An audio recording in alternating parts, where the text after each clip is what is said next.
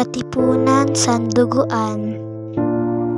Ang Katipunan ay nagdanas ng Acta de Sangere bago sila ay naging Katipunera. Ito ay ginagawa sa lihim at kung tawagin ay Kamara Negra.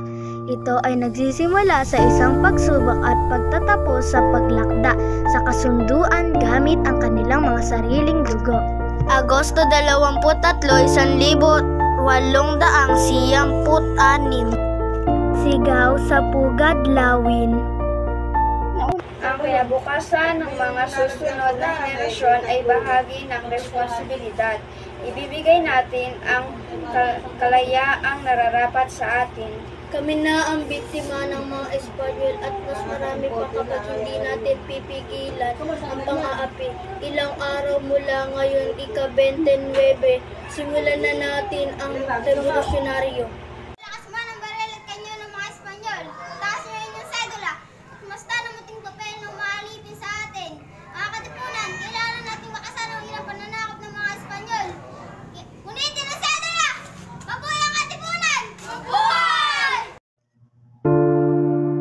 Kumbensyon sa Tejeros.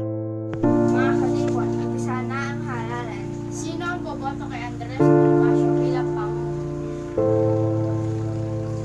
At sino naman ang boboto kay Emilio Aguinaldo bilang Pangulo?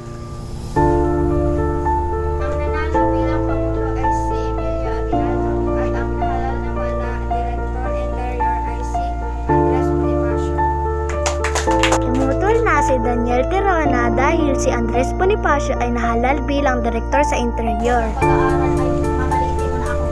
Inilabas ni Andres Bonifacio ang Acta de Tejeros. Sila ay gumawa ng kasunduan ng Pilipinas.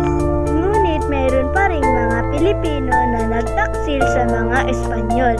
Ngunit hindi rin tinupad ang mga Espanyol na magbayad ng 1,700 milyong piso.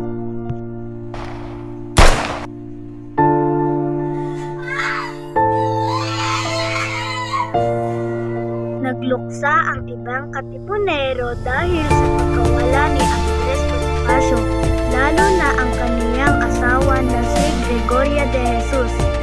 1,897.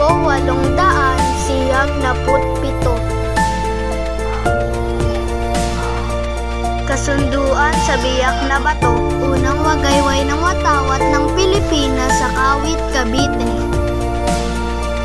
Pagtatahi ng watawat ng Pilipinas.